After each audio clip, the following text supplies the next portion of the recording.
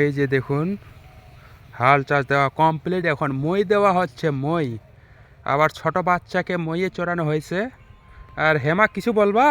বলো তো, বলো বলো বলো বলো বলো কিছু বলো। এই যে মই দেওয়া হচ্ছে, এই যে মই দেওয়া হচ্ছে। মই মই দেওয়া দেখছেন? এখনো মই দেওয়া হচ্ছে।